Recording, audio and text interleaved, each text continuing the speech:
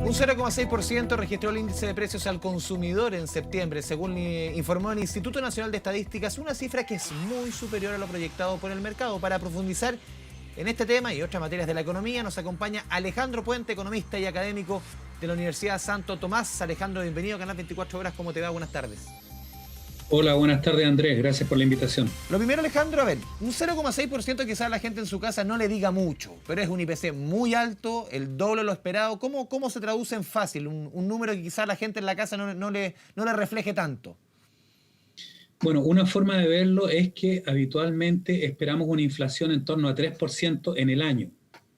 Esto quiere decir que para tener una inflación de 3% en el año tendríamos que tener unas 2,5 décimas mensuales para que multiplicado por 12 nos dé el 3%, de forma tal que este dato duplica lo que es más o menos en línea con la inflación anual, que es el objetivo de 3% del Banco Central. Si bien es cierto, septiembre es un mes que habitualmente tenía una inflación relativamente elevada, con la base del IPC del 2018, en los 2 últimos años hemos tenido más bien inflaciones relativamente bajas. Hace 2 años tuvimos una inflación de 0,2% en septiembre y el año pasado de 0% en septiembre. A esto hay que agregar que en los últimos 5 meses hemos tenido inflaciones muy por debajo de Incluso este... negativa, en cero, Alejandro. ¿Qué Incluso, pasó en septiembre? bien, la verdad es que es bien difícil sacar conclusiones con un Un solo poco dato. apresurado, sobre todo en esta Sí, coyuntura. pero de todas maneras debiese alertarnos sobre este fenómeno o esta aparente presión inflacionaria que empieza a surgir porque la expectativa era que se mantuviese moderada a pesar de algún repunte respecto a los meses anteriores. El mercado esperaba en torno a un 0,3% de inflación y este dato duplicó la expectativa del mercado. Y hay algunos elementos que nos hacen preocuparnos algo por el tema ¿Qué inflacionario. tipo de elementos, por Uno de ejemplo? ellos, uno de ellos es el comportamiento de la liquidez que hemos tenido en los últimos meses. Tenemos actualmente un crecimiento de la liquidez anual, es decir, la cantidad de dinero que circula en la economía de aproximadamente 60%. Eso de billetes circulando, billetes que no De están en el banco, están en el bolsillo de las personas, en la billetera. eso y también lo que está pasando lo mismo con las cuentas corrientes. Es decir, lo que puede utilizar la gente para financiar sus gastos está creciendo en términos anuales un 60%, cuando antes de la pandemia y de la crisis social de fines del año pasado estaba creciendo en torno a un 10%, con un crecimiento relativamente fuerte debido a una política monetaria expansiva del Banco Mm. Central, pero bastante lejano a esto que estamos viendo en el último tiempo. Entonces, ¿qué es lo que ha pasado para que la liquidez crezca tanto, para que el dinero que hay en la economía crezca tanto? Bueno, básicamente una política monetaria que se ha mantenido muy expansiva por parte del Banco Central, pero a lo que se le ha sumado el tema del retiro del 10%. Si nosotros vemos los datos, en los meses de agosto y septiembre efectivamente pega un salto bien importante de la liquidez producto de este retiro del 10%, y esto nos permite ver con cierta tranquilidad en la medida que sería un efecto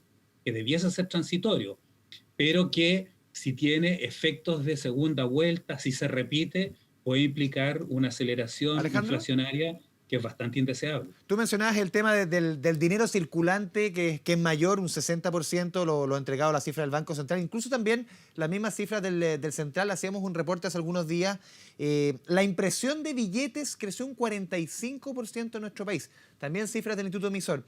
¿Es preocupante que crezca a ese nivel la impresión de billetes en materia inflacionaria o no es tanto?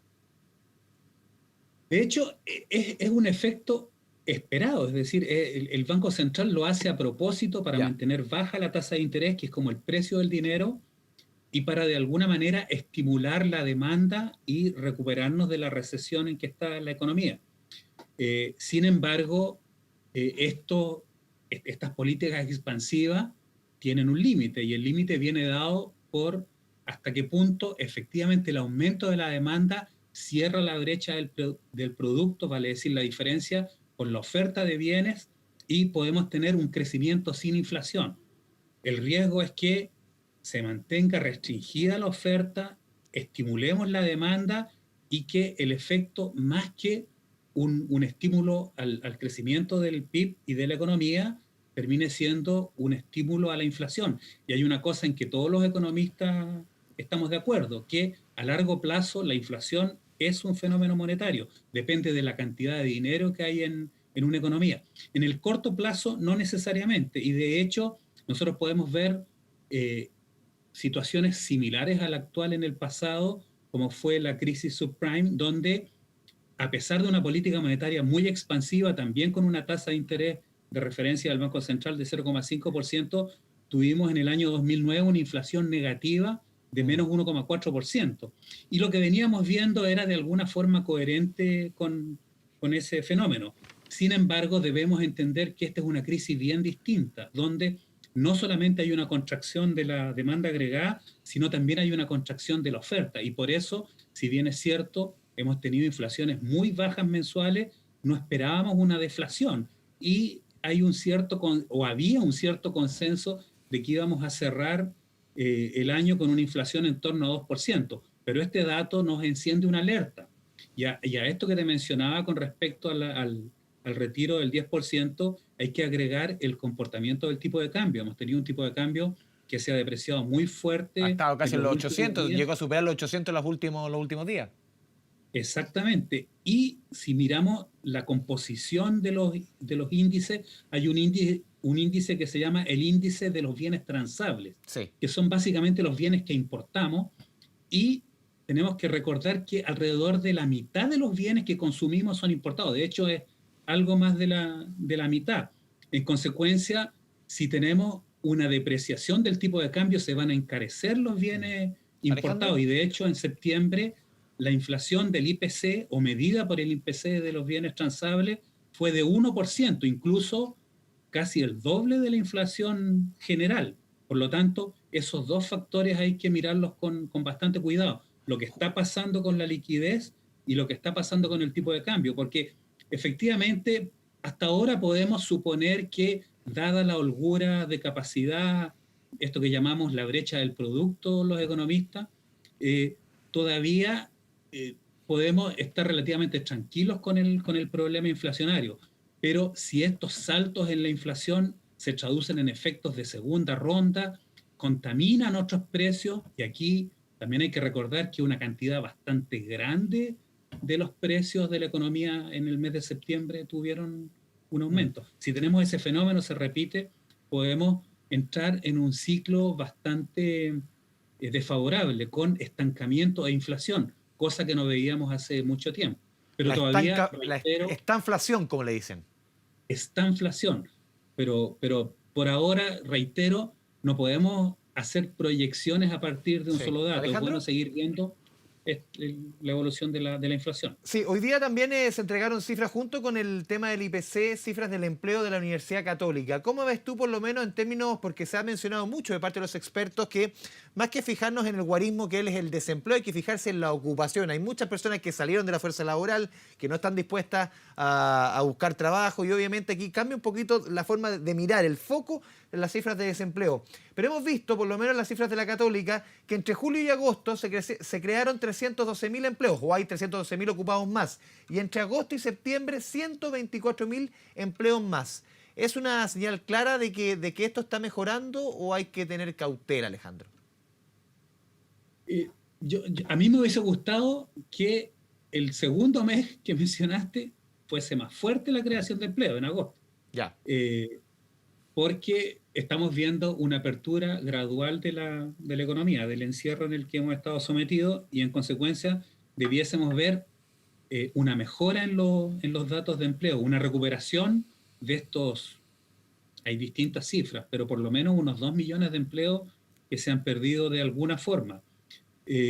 Y por supuesto que es positivo ver alguna recuperación de estos empleos. Por ejemplo, los últimos datos que se han tenido también con relación a la ley de protección del empleo, que buena parte de los que habían suspendido, aproximadamente la mitad de los que habían suspendido su relación laboral, habían sido reenganchados, ¿no? Bastante mejor a lo que en algún momento se temió, incluso a partir de alguna encuesta del Banco Central.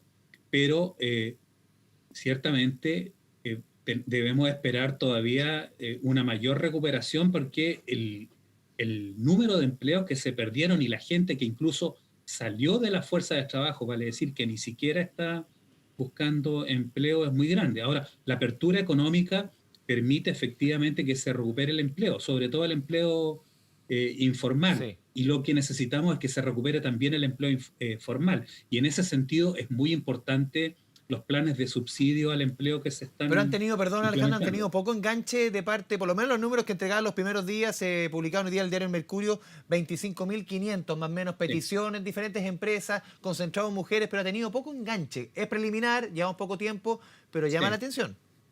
Sí, no, de acuerdo contigo. A mí también me llamó la atención lo bajo de este número.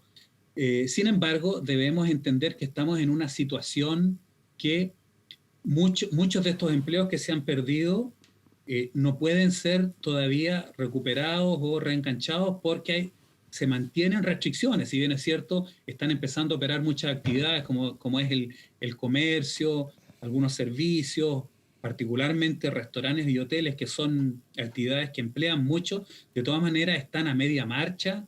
No vamos a tener una vuelta a la normalidad tan rápida hasta tanto no se de alguna manera Sí. supere la pandemia y de hecho hasta que no tengamos una vacuna. Por lo tanto, probablemente vamos a seguir teniendo por un tiempo relativamente largo una tasa de desempleo de 2 dígitos, con todo y que la tasa de desempleo no es tan informativa como decías inicialmente, y lo relevante es ir viendo que efectivamente logra recuperarse el mercado de trabajo, pero depende mucho de que efectivamente se Sí. reinicien o se reactiven actividades que están paralizadas. Y hay algunas que están absolutamente paralizadas, como todo lo que tiene que ver con el turismo. Por ejemplo, la hotelería está con un nivel de operación prácticamente cero respecto a lo que teníamos hace un año. Alejandro Puente, economista y académico de la Universidad Santo Tomás, te agradecemos esta conversación con Canal 24 Horas. Muy buenas tardes. No, buenas tardes. Gracias a ti, Andrés. Que estés bien. Chao, chao.